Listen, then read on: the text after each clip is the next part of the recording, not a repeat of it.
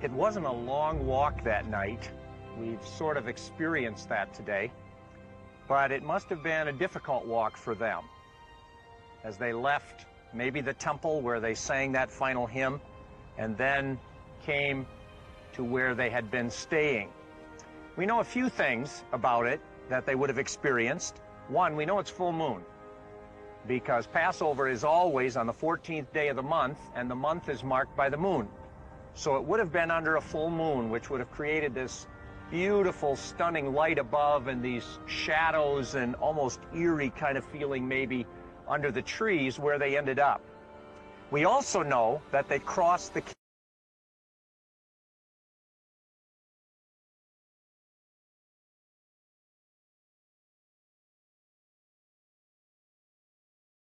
place they were going. If you look at your Bible, though, you'll find that what we traditionally call the Garden of Gethsemane doesn't actually exist in that sense. I'd like to have you come with me in your mind. Remember the day we went to Maresha, south of here, an hour's drive to the southern part of Israel, and we talked about where was it Jesus went that night. Come with me in your mind. Let's go back there.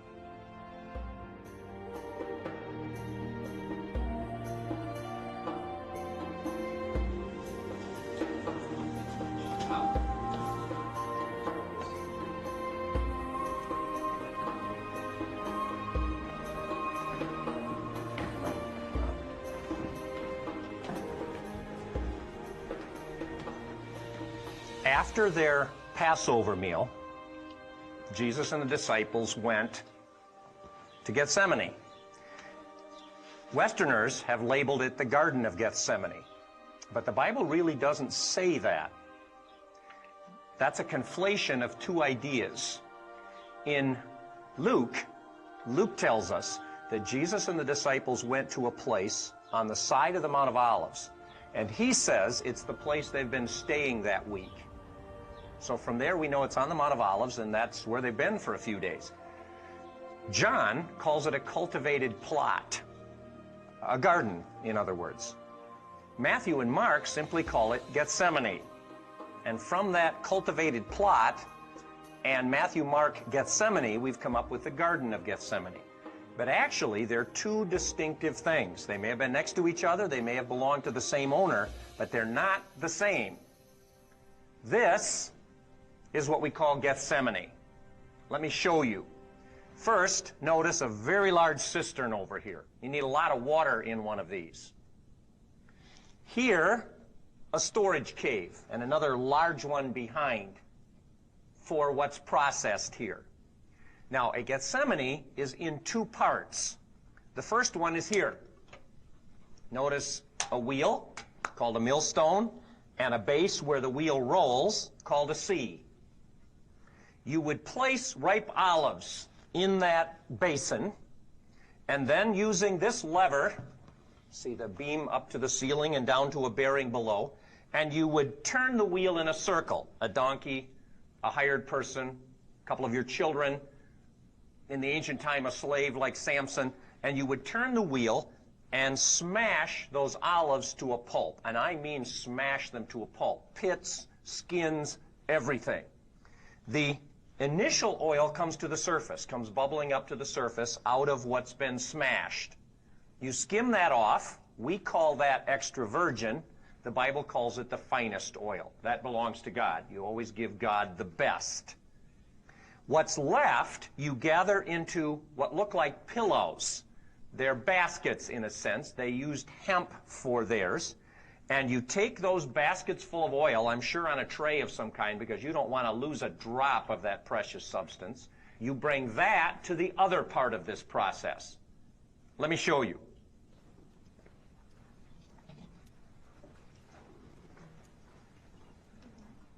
Once that oil has been crushed into a pulp up there and put in those pillows, you bring it to this part of the cave, this part of the operation. Those pillows would be placed in slots. Here's one. Notice there's a hole in the bottom of this slot. There's also a place where I can get in to get at the slot from the back.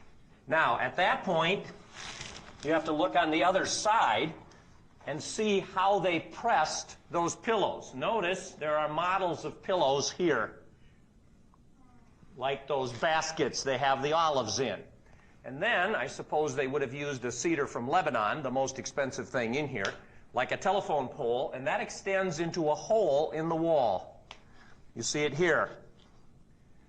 Now, below it, in a trench in the floor, are some very large stones, weights, that hang on this pole. Using what we might call a primitive system of pulleys, you would have 2 or 3 men turning on these wooden cranks. This one isn't in very good condition. And that would lift those weights an inch or 2 off the ground, creating a lever. Enormous pressure on those baskets, and it would squeeze. The oil will run out, I've seen it, as big as your little finger, just golden, down into the hole in the ground. Then they would take the pole out when that was finished. The pulp in the baskets is as dry as sawdust. If you've ever seen it, it's not liquid at all. It's just dusty dry. They would take that out. That's used in the stove. Still has enough oil in to burn. They would then pour water into the oil, because olive oil has a lot of acid in it. Acid and water mix. Water and oil don't. The oil comes to the surface. You skim it off. And the water and the acid remain. And you can use that, I understand, a few times before you have to pitch the water. And then the oil, now processed, is stored somewhere. In fact, just up above there is a large cave cut off to the side, which is a storage cave. You would expect to find that. And just on the exit on the way out is a very large cistern collecting water from rain above. And you need that as well to put into the oil to separate the acid and the oil. Now, the name of this part of the operation is gat, which means press. This is a gat, a press. Shemanim, which basically translates as oil or oils. So a gat shemanim is an oil press. And the whole operation got its name from this part of the operation. So we are in a gat shemanim. In English, a Gethsemane. And Jesus went that night to a cultivated grove, a garden, and in or next to that garden was a gat shemanim. Maybe they joined together, maybe they were totally separate owners. But I need you to picture now that where Jesus and the disciples were was an underground cave, like this one. In fact, we learn they had been staying there for the week before the crucifixion. And it makes sense. Olive oil is processed in the fall, October, November. Jesus had Passover, his crucifixion, in the spring, so this was empty, except maybe for some stored oil. So maybe someone said, oh, Rabbi, I love your teaching. I have a Gethsemane. You may use it to stay, because there's many pilgrims in Jerusalem during Passover. So maybe somebody loaned it to them. Or maybe they paid top dollar for this wonderful place to stay. So every night, Jesus and the disciples are in a cave that probably looked like this, that pungent smell of olive oil still hanging in the air, and a nice place. On a cold night, Jerusalem can be cold, as you know, and they could stay there. That last night, they came here, and I assume the disciples are all preparing to sleep here. Remember, one of them ran away, and all he had on was an undershirt. Lost that in the process, so it would make sense. And Jesus said to the three, come with me, and he went out to pray.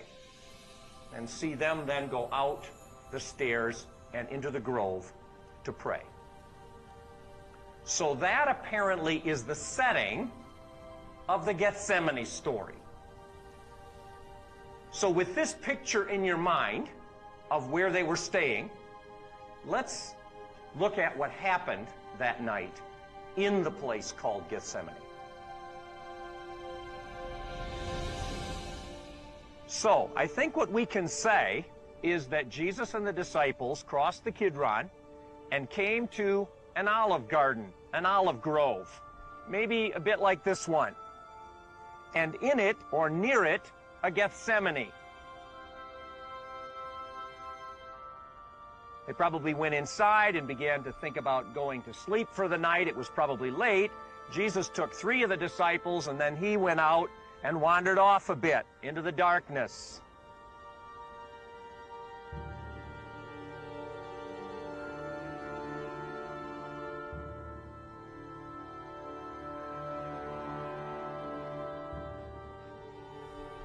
Maybe he found one of those beautiful ancient olive trees, as he, now God's only begotten Son, came to meet with his Father. But there's something else we know about that night. The night has a name. I don't know if you knew that or not. In Hebrew you say, Leil Shimarim. Leil Shimarim.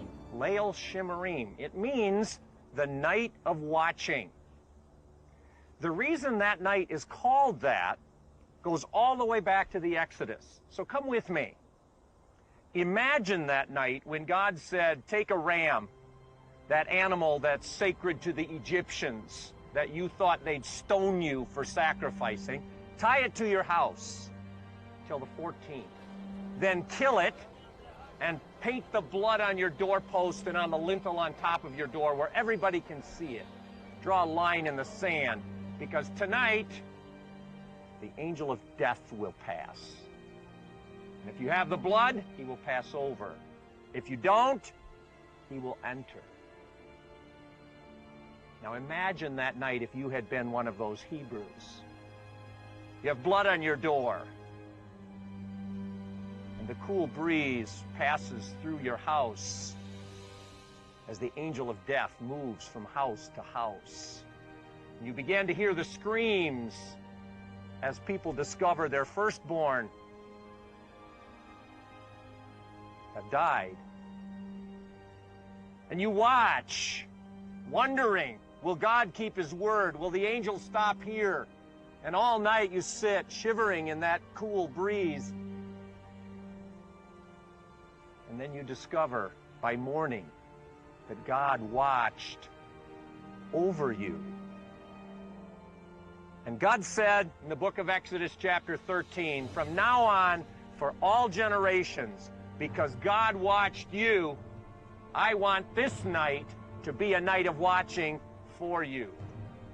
So watch on the night after Passover. And so every Jew would spend part or all of the night after Passover watching to see what would happen. They read their Bible. He who watches Israel never slumbers nor sleeps. So they said, we won't either. We'll stay up tonight. And they even extended it, and they said, remember that night after we left Egypt and we got to the shore of the Red Sea, and there was the sea and we couldn't swim, and here came the chariots We could hear them, and then we could see them. And we watched in terror. We can't swim. What will happen? But God watched. Then we watched that cloud come and stand between us and the Egyptians. And then we watched as the wind blew and created this path through the sea. And we rushed in and came out the other side like we were born again, a new people. And then we watched as God brought the sea together, and the Egyptian army was drowned. And we stood and called him King and Lord, and we danced to the tambourine. Watching. Watch, Israel, as God watches. And so Jesus came to the Gethsemane. Some of the disciples went in, and he said, Peter, James, John, come. And he walked out into the darkness. And he said, watch with me. And he went off to pray.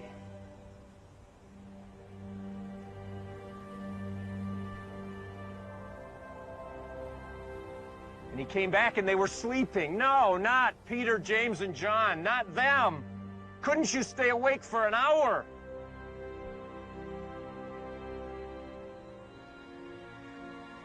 The night of watching.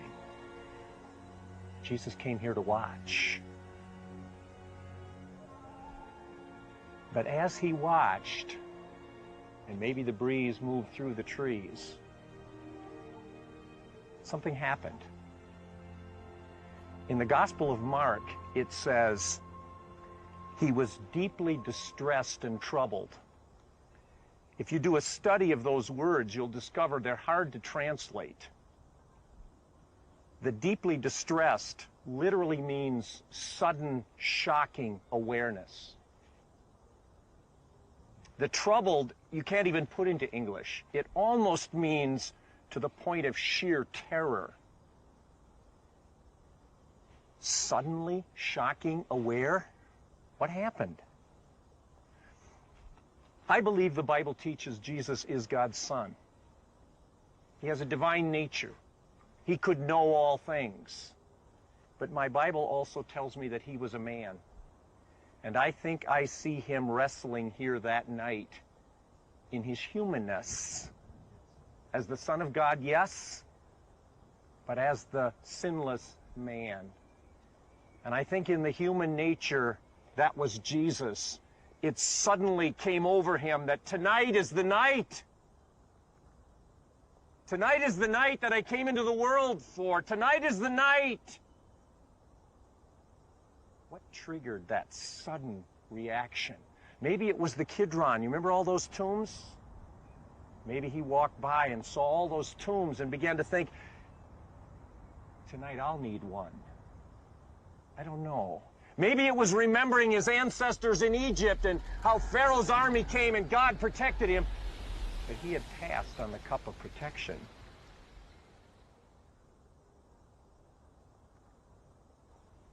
Do you remember in Passover, there are 4 cups, or 4 times you drink, because there are 4 promises? God said, I will bring you out from under the yoke. I will set you free from being a slave. I will redeem you. I will take you, protect you. And Jesus apparently passed on that last cup. There's a 5th cup, 2.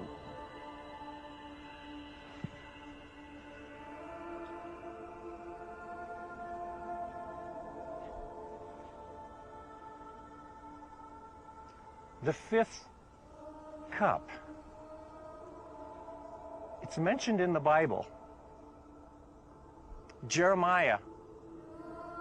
And the Lord Almighty, the God of Israel, said to me, take from my hand this cup filled with the wine of my fury and give it to the nations to drink. The cup of God's damnation. Pour out your wrath on the nations, says the psalmist. They've scorned me. They've made me to drink vinegar. Pour out your wrath on the nations, says the psalmist in another place. The cup of hell itself was poured out on Egypt. God, pour it out on the nations that don't know you. Again, the psalmist.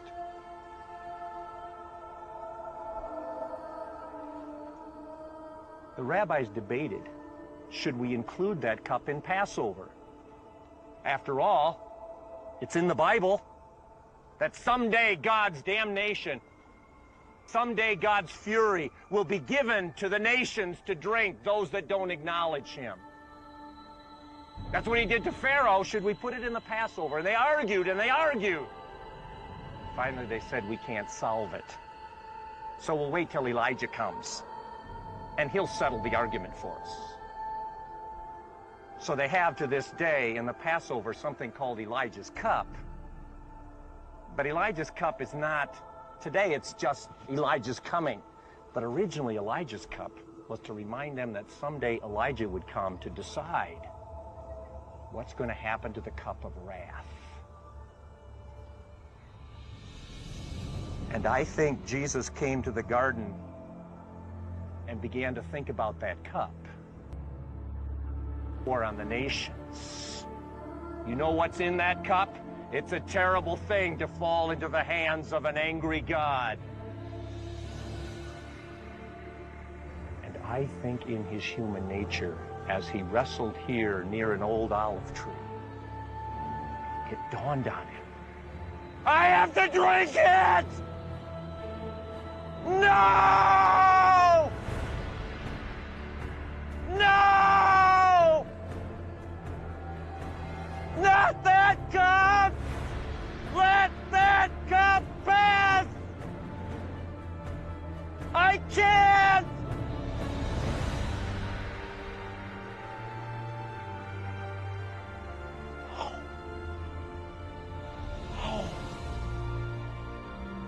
Oh! But if you want me to, I will.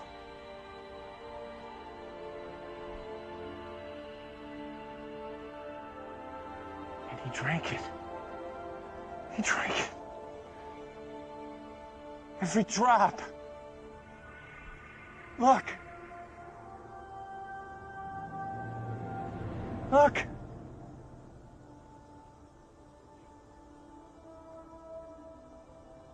It's empty. My God, why have you forsaken me? He would cry, it is finished! Is that the last swallow?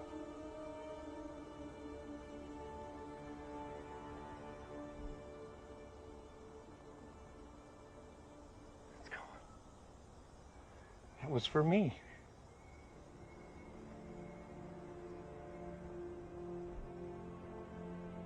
There he lay on his face, like Abraham, like a worshiper in the temple. His father said, I'm sorry. There is no protection for you tonight.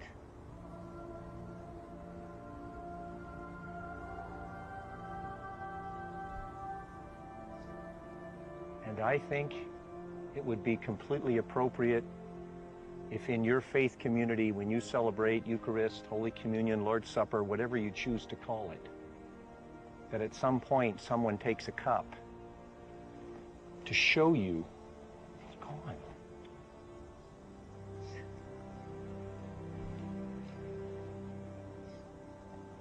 That cup of God's fury.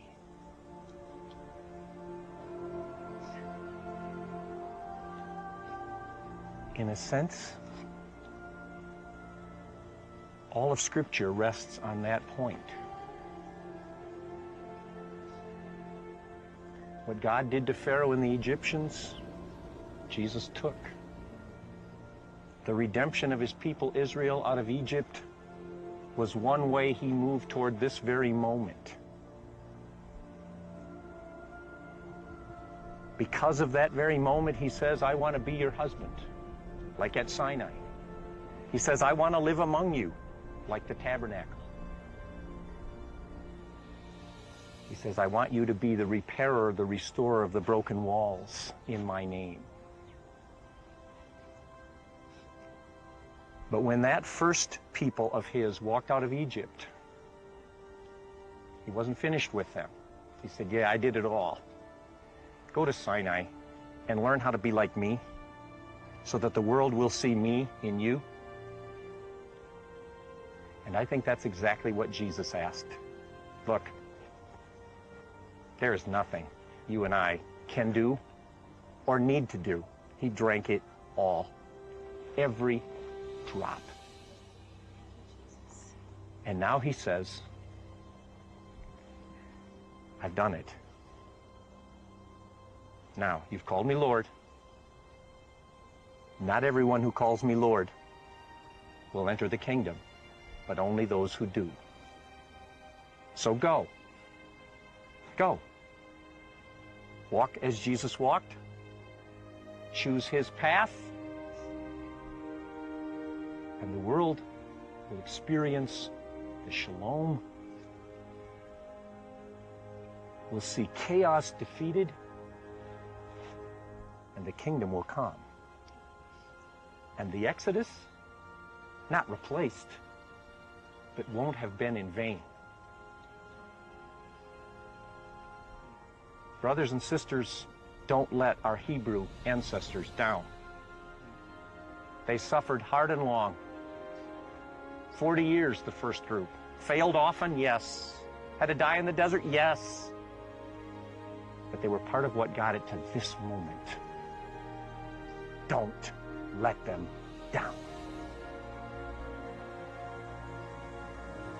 Pass it on.